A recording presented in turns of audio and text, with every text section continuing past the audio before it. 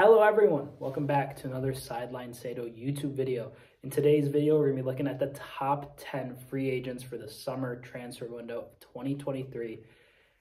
And I have some things to get into really quick. There's some notable exceptions from the list. No Messi, no Benzema. Benzema, I've heard rumors he's going to extend, or he may have already extended, so he's not on the list. Messi has a year that he can opt into with PSG. And no one's really quite sure what Messi will do. Will he go back to Barca? Will he go to the MLS? Will he go to the Middle East? Will he stay with PSG? It's unsure, but we're going to keep those two off the list. And also, I know I mentioned in my last longer format video that I was going to talk about Spurs, but Stellini, Conte, Mason, whatever, Spurs is imploding. Might do a deeper dive into them once they kind of get a new long-term coach in and kind of assess that coach moving forward, but I'm going to get straight into it. This is how the video is going to be formatted. Basically, I'm going to just go from 10 to 1, not in any particular order of ranking. I will give each of them a potential rating based on what I think and how I think they'll fit in. So we'll get into that. But I have some predictions as to where these players will go in this little nifty book I have right here. But effectively, I'm just going to give you 10 players I pulled from Transfermarkt who I feel like are the biggest names that are probably going to make some moves in the summer as free agents. And I'm basically going to predict where I think they're going to go. I'll give you a rating of 1 to 10 based on what I think the fit is, how good the move will be. I mean, it's a free agent, so, you know, they're free and they don't really cost you anything, so they can't really flop, but it's more so of a fit and how I think that player's move will be perceived by the fans of the club, by fans of the league, and yeah, that's about it. So let's get into it. At number 10, I have Yuri Tielemans, and I think Yuri Tielemans is going to go to Arsenal. Arsenal is in need of some more depth. They're in need of players in that 24 to 28 kind of age bracket that could kind of fit a certain profile, and they definitely need some reinforcements in the center of the park. You know, Granit Xhaka, Thomas Partey, they could play in the midfield to an extent, but they're not really at the highest level. We've seen that with the game against City. You know, there are certain times where they kind of get overrun, and especially if they're playing in a midfield three with Odegaard or, say, Fabio Vieira. Odegaard could kind of work if you're working a double pivot with Xhaka and Partey, but if you aren't and you just have an attacking mid kind of playing as the third center mid in a 4-3-3 or a three-man midfield in general, it's a little more difficult. I feel like getting the extra legs of somebody like Yuri Tielemans could be generally beneficial for the long-term vision of Arsenal. I don't know if he were to move to a club like that, if it would make an immediate impact that season. But if he were to sign, say, a 3 to 5 year contract, maybe 4 or 5 years, he's in a position where he could really impact the team. So I'm giving the predicted move of Yuri Tielemans to Arsenal a 7 out of 10. Number 9 is Roberto Firmino. Firmino has announced he's leaving Liverpool at the end of the year. Leaving on a free, and there's been a bunch of teams that are linked. We've seen Barcelona, we've seen MLS teams, Al Nassr, but ultimately I feel like Firmino might end up at Real Madrid. Here's the reason why. Because while Real Madrid does have the likes of Benzema, who, like I said, might stay an additional year, they don't really have the depth at striker to kind of continuously dominate teams, even though they are doing that. But this will show up with Madrid moving forward in the next couple of seasons. They're going to have these kind of injuries and issues pop up with the likes of Kroos, Modric, who are currently there, you know, and are planning to extend and stay past the current length of their contract.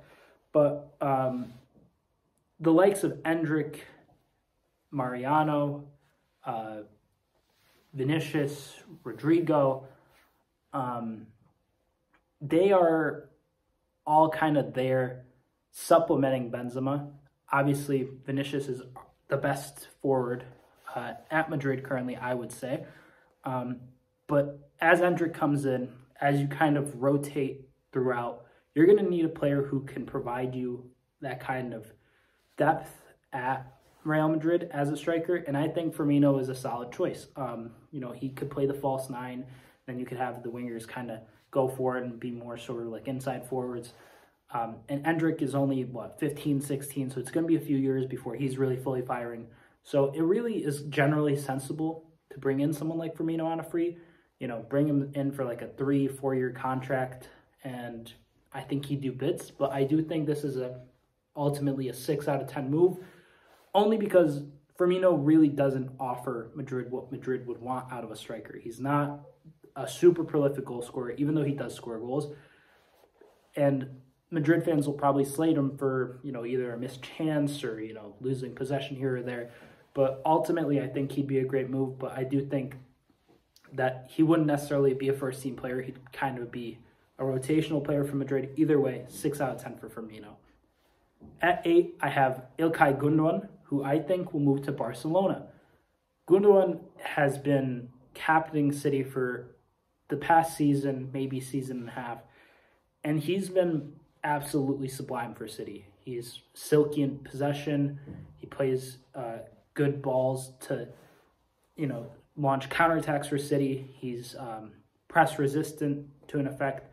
He is a little older, but ultimately somebody with the kind of steel, experience, and class that Gundogan has is exactly what Barcelona needs. 8 out of 10. Now, this next one, I don't know where exactly I feel like a landing spot would be for Wilfried Zaha, but at 7, we have Wilfried Zaha, who I'm kind of stuck between two sort of ideas.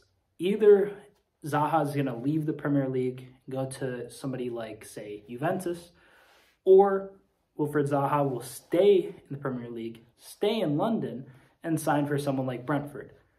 In both scenarios, I feel like it's a 7 out of 10. Zaha's, 30, 31 now, at that age range where he's kind of, at the peak of his powers. He's got one more good move in him. And I feel like if he goes to Juventus, he'll tear it up in Serie A. If he goes to Brentford, they will make amazing use out of him because they have a lot of players that are, playing on the right flank, the likes of Brian Mbemo. They did sign Damsgaard last summer, but he's been kind of a flop. And I feel like a 1-2 punch of Zaha and Tony would just be kind of relentless. So 7 out of 10. Then at 6, we have Konrad Laimer. Laimer, I think, is going to go to Bayern. I feel like he just kind of fits the profile of a Bayern midfielder. I feel like, they need some more kind of depth in the middle of the park. And even though I think he'll be a good player for them, when he plays, I do think he's going to have a lot of injury issues. And I feel like by the end of it, it'll just be a moderately positive move. So 6 out of 10 for Laimer to Bayern. At 5, I have Daichi Kamada going to Dortmund. There's a lot of rumors swirling about him either going to Benfica to play under Schmidt or to go to Dortmund. Recently, I've seen more trending towards Dortmund. And I feel like he could be a really interesting player for them to bring in to kind of offer some more kind of flexibility in the middle of the park, especially to rotate with the likes of Julian Brandt. You have Karim Adeyemi playing up top, and I feel like he could really integrate into that squad really nicely. He's familiar with the Bundesliga.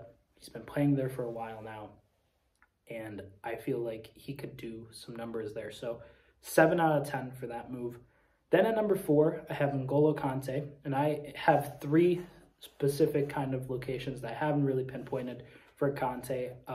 I think either PSG, the MLS, or Al Nassr are going to be the most likely locations for N'Golo Kante. And I feel like, Kante's been relatively injury prone for the last couple of years. And ultimately, I feel like Kante, at either of these 3 destinations, I feel like it's just going to kind of be meh.